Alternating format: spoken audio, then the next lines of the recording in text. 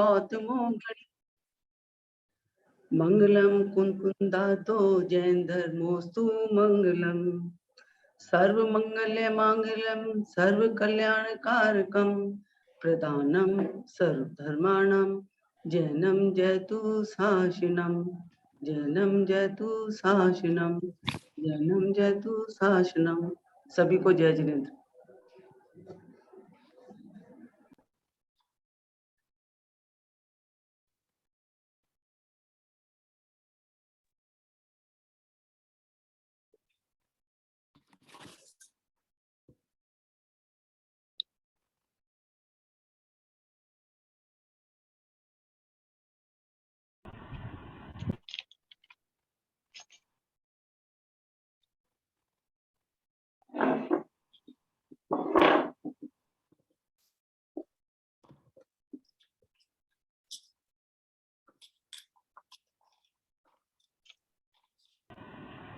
अभी दीदी थोड़ी देर में आती होंगी, तब तक हम लोग देखते हैं हमारा लास्ट टाइम हमारा क्या हुआ था।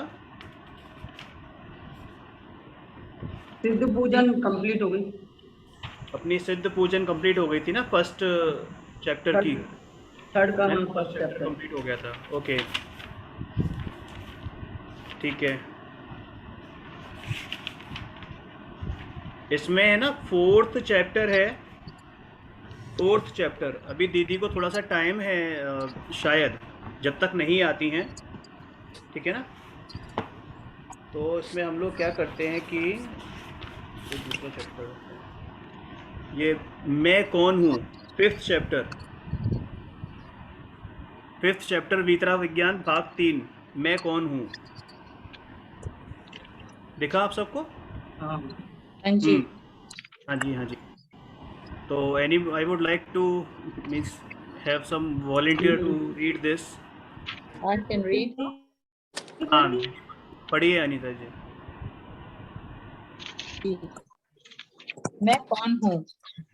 मैं शब्द का प्रयोग हम प्रतिदिन कई बार करते हैं, पर गहराई से कभी यह सोचने का यत्न नहीं करते कि मैं का वास्तविक अर्थ क्या है, मैं का असली वाच्यार्थ क्या है, मैं शब्द किस वस्तु का वाचक है। सामान्य तरीके से सोचकर आप कह सकते हैं, इसमें गहराई से सोचने की बात ही क्या है। क्या हम इतना भी नहीं समझते हैं कि मैं कौन हूँ? और आप उत्तर भी दे सकते हैं कि मैं बालक हूँ या जवान हूँ, मैं पुरुष हूँ या स्त्री हूँ, मैं पंडित हूँ या सेठ हूँ। पर मेरा प्रश्न तो यह है कि क्या आप इनके अलावा और कुछ नहीं है? यह सब तो बाहर से दिखने वाले संयोगी पर्याय मात्र हैं। मेरा कहना है कि यदि आप बालक हैं तो बालकपन तो एक दिन समाप्त हो जाने वाला है, और आप तो फिर भी रहेंगे, अतः आप बालक नहीं हो सकते। इसी प्रकार जवान भी नहीं हो सकते, क्योंकि बालकपन और जवानी वह तो शरीर के धर्म है, तथा मैं शब्द शरीर का वाचक नहीं है। मुझे विश्वास है कि आप भी अपने को शरीर नहीं मानते होंगे। ऐसे ही आप सेठ तो धन के संयोग से हैं, पर धन तो निकल जाने वाला है। तो क्या जब धन नहीं रहेगा तब आप भी न रहेंगे? तथा पंडिताई तो शास्त्र ज्ञान का नाम है, तो क्या जब आपको शास्त्र ज्ञान नहीं था तब आप नहीं थे? यदि थे तो मालूम होता है कि आप धन और पंडिताई से भी पृथक हैं, अर्थात आप सेठ और पंडित भी नहीं हैं। तब प्रश्न उठता है कि आखिर मैं हूँ कौन? यदि एक बार यह प्रश्न हृदय की गहराई से उठे और उसके समाधान की सच्ची जिज्ञासा जगे, तो इसका उत्तर मिलना दुर्लभ नहीं। पर यह मैं पर की खोज में स्व को भूल रहा है। कैसी विचित्र बात है कि खोजने वाला खोजने वाले को ही भूल रहा है। सारा जगत पर की संभाल में इतना व्यस्त नजर आता है कि मैं कौन हूँ यह सोचने समझने की उसे फुर्सत ही नहीं है। मैं शरीर, मन, वाणी और मोह राग द्वेष, यहाँ तक कि क्षण स्थायी परलक्षी बुद्धि से भी भिन्न एक त्रैकालिक शुद्ध अनादि अनंत चैतन्य ज्ञानानंद स्वभावी ध्रुव तत्व हूँ, जिसे आत्मा कहते हैं। जैसे मैं बंगाली हूँ, मैं मद्रासी हूँ और मैं पंजाबी हूँ। इस प्रांतीयता के घटाटोप में आदमी यह भूल जाता है कि मैं भारतीय हूँ और प्रांतीयता की सघन अनुभूति से भारतीय राष्ट्रीयता खंडित होने लगती है।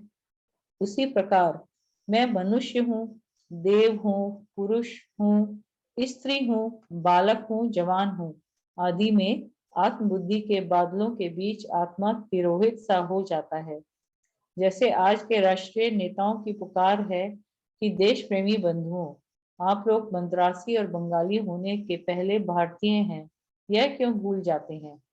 उसी प्रकार मेरा कहना है कि मैं सेठ हूँ, मैं पंडित हूँ, मैं बालक हूँ, मैं वृद्ध हूँ के कोलाहल में मैं आत्मा हूँ, तो हम क्यों भूल जाते हैं? जैसे भारत देश की अखंडता अक्षुण्ण रखने के लिए यह आवश्यक है कि प्रत्येक भारतीय में मैं भारतीय हूँ, यह अनुभूति प्रबल होनी चाहिए। भारतीय एकता के लिए उक्त अनुभूति ही एकमात्र सच्चा उपाय है। उसी प्रकार मैं कौन हूँ का सही उत्तर पाने के लिए मैं आत्मा हूँ की अनुभूति प्रबल हो, यह अति आवश्यक है। हाँ, तो स्त्री, पुत्र, मकान, रुपया, पैसा, यहाँ तक कि शरीर से भी भिन्न मैं तो एक चेतन तत्व आत्मा हूँ। आत्मा में उठने वाले मोह, राग, द्वेष भाव भी क्षणस्थायी विकारी भाव होने से आत्मा की सीमा में नहीं आते तथा परलक्षी ज्ञान का अल्प विकास भी परिपूर्ण ज्ञान स्वभावी आत्मा का अवबोध कराने में समर्थ नहीं है। यहाँ तक कि ज्ञान की पूर्ण विकसित अवस्था अनादि नहीं होने से अनादि अनंत पूर्ण एक ज्ञान स्वभावी आत्मा नहीं हो सकती है, क्योंकि आत्मा तो एक द्रव्य है और यह तो आत्मा के ज्ञान गुण की पूर्ण विकसित एक पर्याय मात्र है। मैं का वाच्यार्थ आत्मा तो अनादि अनंत अविनाशी त्रैकालिक तत्व है। अनीता दीदी, सॉरी टू इंटरप्ट, इसको हम पहले थोड़ा सा एक्सप्लेन कर दीजिए, इसको जो आपने पढ़ा है फर्स्ट पेज।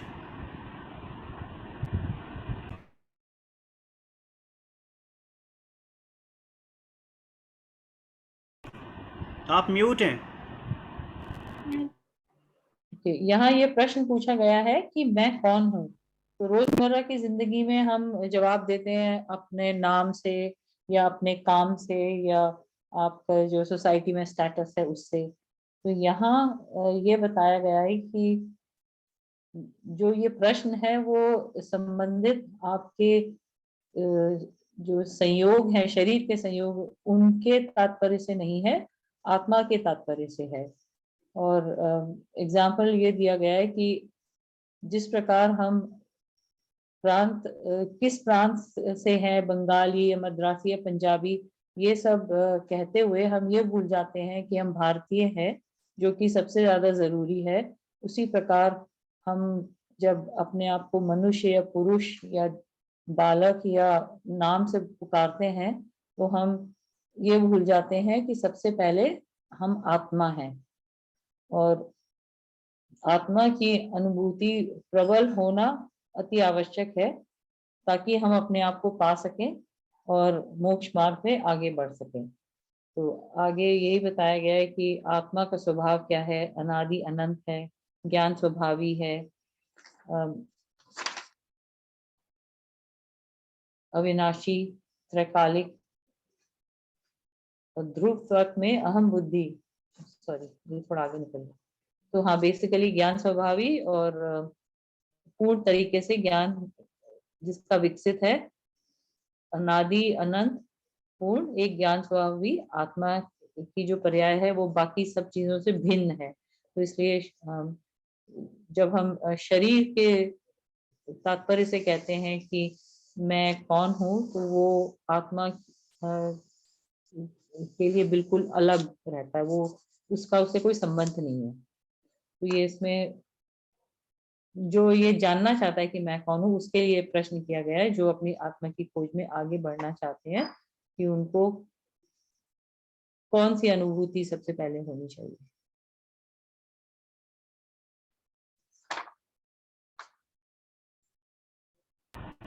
ये हो आगे गया बढ़ूं आपका 2 या कोई पेज? और?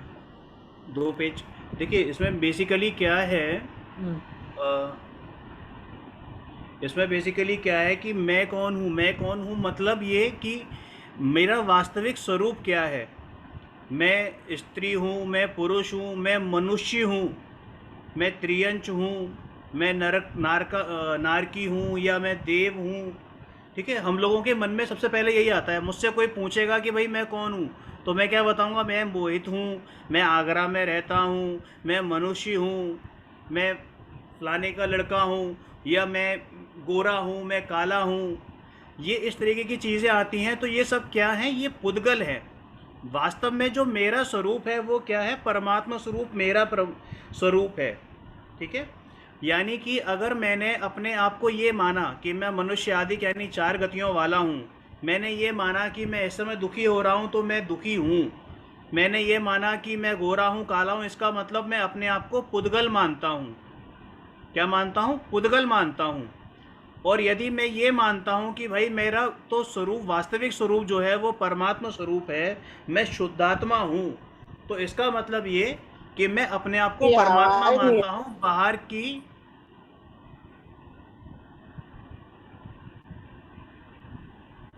दीदी,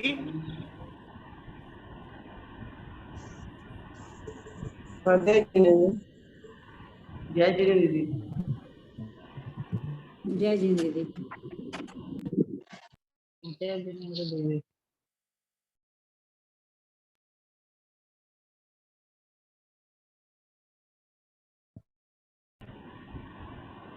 दीदी आप कुछ कह रहे थे?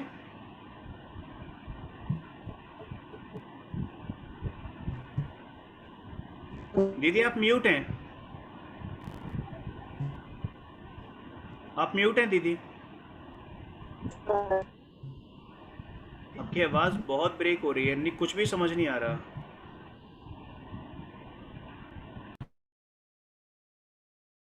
देवलाली में वैसे भी नेटवर्क इशू है। Hello hello.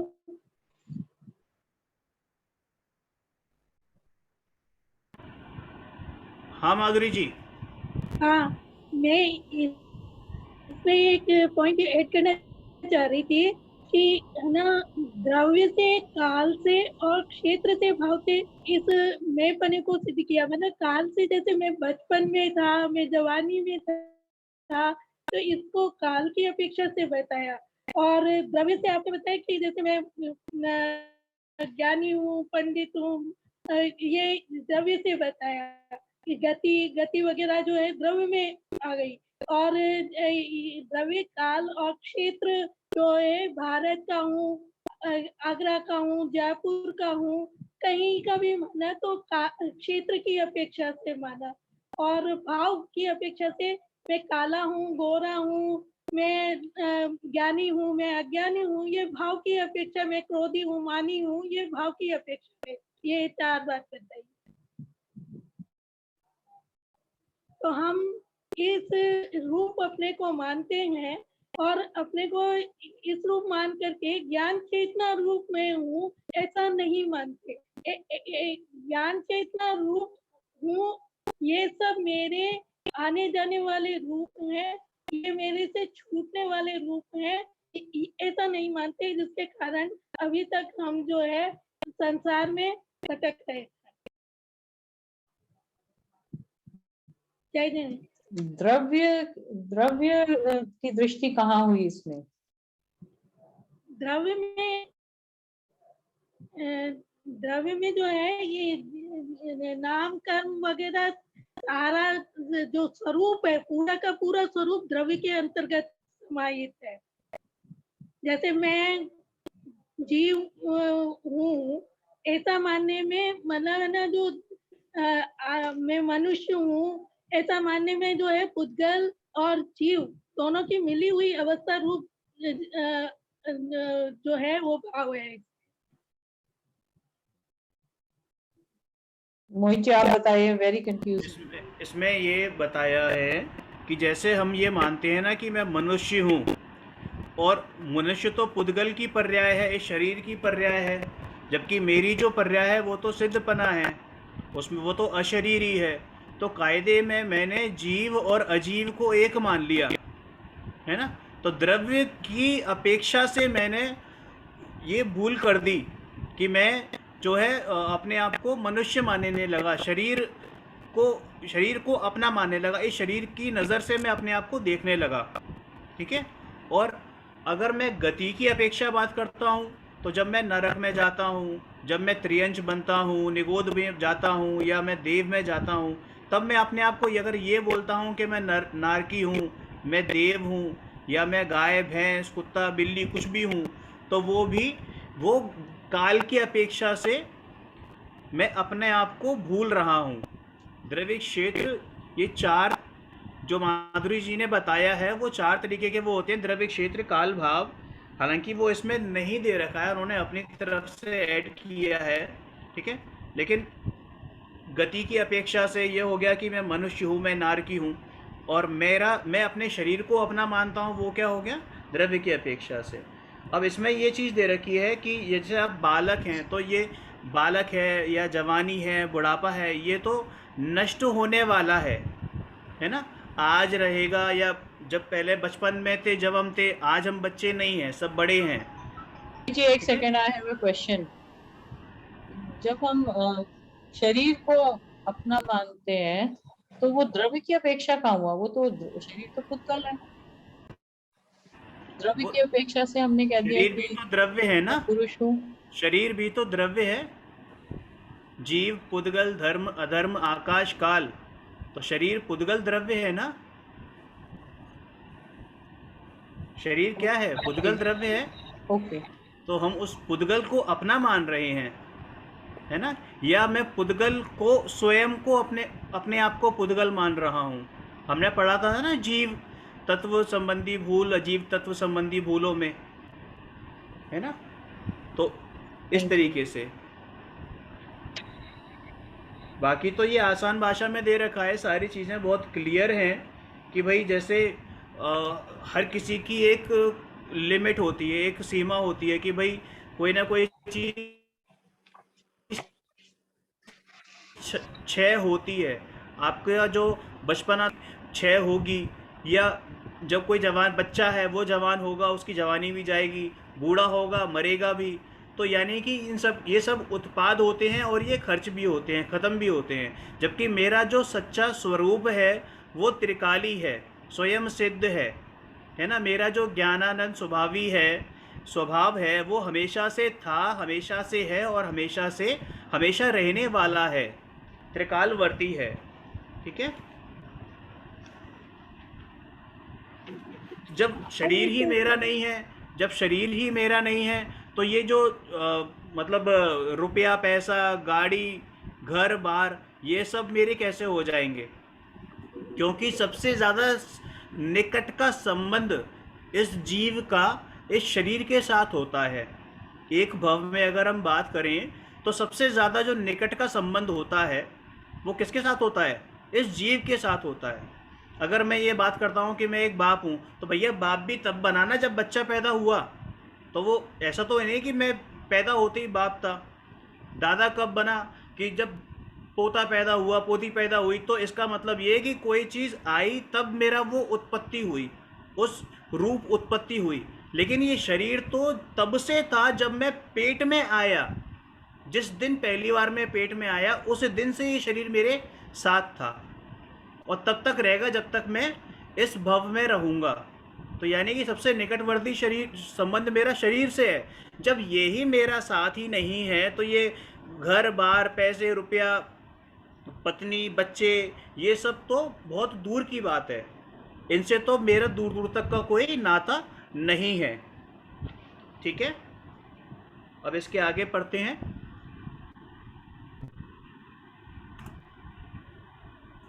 जी, मैं का वाच्यार्थ आत्मा तो अनादि अनंत अविनाशी त्रैकालिक तत्व है।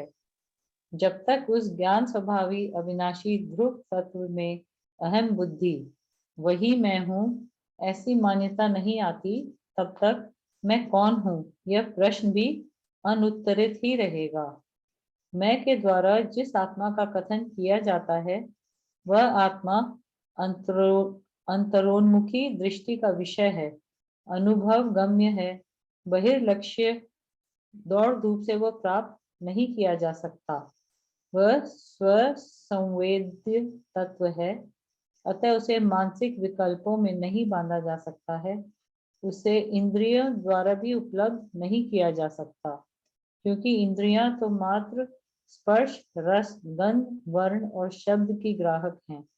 अतः वे तो केवल स्पर्श, रस, गंध, वर्ण वाले जड़ तत्व को ही जानने में निमित्त मात्र हैं। वे इंद्रियां अरस अरूपी जानने में एक तरह से निमित्त भी नहीं हो सकती हैं। यह हाँ, तो देखिए इसमें देखिए बिल्कुल साफ लिखा हुआ है, शुरू से अगर हम पढ़ें कि मैं का वाच्यार्थ आत्मा तो अनादि अनंत अविनाशी त्रिकालिक तत्व है। वाच्यार्थ का मतलब होता है कि उसका शब्द का अर्थ है ना, वाचन मतलब शब्द और उसका अर्थ। तो मैं का जो अर्थ है ये आत्मा, वो तो भैया अनादि अनंत अविनाशी यानी त्रिकाली है, ठीक है। और जब तक उस ज्ञान स्वभावी अविनाशी ध्रुव तत्व में, ध्रुव का मतलब होता है जो चीज स्थिर हो, जिसमें कोई चेंज नहीं होता हो, ठीक है। तो उस ज्ञान, और मेरा स्वभाव कैसा है, ज्ञान स्वभावी है, ज्ञान स्वभावी है और अविनाशी हूँ, मेरा नाश कभी हो नहीं सकता, मेरे में कभी परिवर्तन नहीं होता, तो ध्रुव तत्व हूँ। अहम बुद्धि, जब तक उस ज्ञान स्वभावी अविनाशी ध्रुव तत्व में अहम बुद्धि नहीं आती, अहम बुद्धि का मतलब हमने समझा था, क्या समझा था कि अपनेपन वाली बुद्धि नहीं आती कि ये मैं हूँ, मेरा नहीं है, मेरे में भी पर हो गया, ये मैं हूँ, है ना। जब तक ये वाली बुद्धि नहीं आती है तब तक मैं कौन हूं यह प्रश्न भी अनुत्तरित यानी अनआंसर्ड रहेगा, ठीक है। फिर इसमें कहते हैं सेकंड पैरा में कि मैं के द्वारा जिस आत्मा के बारे में बताया गया है वह आत्मा तो क्या लिखा है, अंतरोन्मुखी है, यानी अंतर की तरफ ही उसका दृष्टि रहती है। अंतर यानी अंदर क्या है, अंदर क्या है, गुर्दे, फेफड़े, हड्डियां, यही है ना, लिवर, नहीं आत्मा। हाँ, मैं हूं अंदर, अंदर अपने अंदर मैं ही बैठा हूँ, हाँ जी। ठीक है ना। तो मेरी दृष्टि कहाँ है, मेरे में ही है, ठीक है। और यही मेरे दृष्टि का विषय, हमने पढ़ा था ना दृष्टि का विषय, तो यही हमारा मेन दृष्टि का विषय है। सीमा जी म्यूट कर लीजिए 1 मिनट के लिए, हाँ, ठीक है। अनुभव गम्य है। अब अनुभव गम्य का मतलब, अनुभव गम्य का मतलब ये नहीं कि मैंने ठंडा गर्म महसूस किया, अनुभव किया, तो वो वाला अनुभव। अनुभव गम्य मतलब अपने आप से फील होने वाली चीज, अंदर से, किसी भी इंद्रिय से या अनिंद्रिय, अनिंद्रिय का मतलब मन से ये महसूस नहीं होता है, ये अनुभव में नहीं आता है, ये अपने अंदर से ही अनुभव में आता है। फिर लिखा है बहिर्लक्षी दौड़ धूप से वे प्राप्त नहीं किया जा सकता। बहिर्लक्षी का मतलब होता है बाहरी पदार्थों में अपने आप को, जो हम मानते हैं ना कि भाई मुझे पैसा कमाना है, मुझे एसी खरीदना है, गाड़ी खरीदनी है, घर खरीदना है, लड़की की शादी करनी है, लड़के को सेटल करना है, मकान बनाना है, अरे भैया ये सब परलक्षी हैं, बहिर्लक्षी हैं। बाहर का लक्ष्य लेके हम इधर उधर दौड़ धूप कर रहे हैं और उनसे कभी भी मेरा आत्मा यानी मैं स्वयं प्राप्त होने वाला नहीं हूँ, अनुभव में आने वाला नहीं हूँ। स्वसंवेद्य, स्वसंवेद्य का मतलब अपने आप से ही संवेदन यानी कि वेदन अनुभव करने वाला हूँ।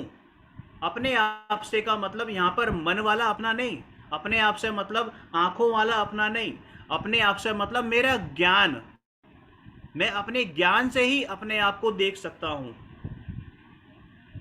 अतः उसे मानसिक विकल्पों में, जो मैंने बताया मानसिक विकल्पों में नहीं बांधा जा सकता।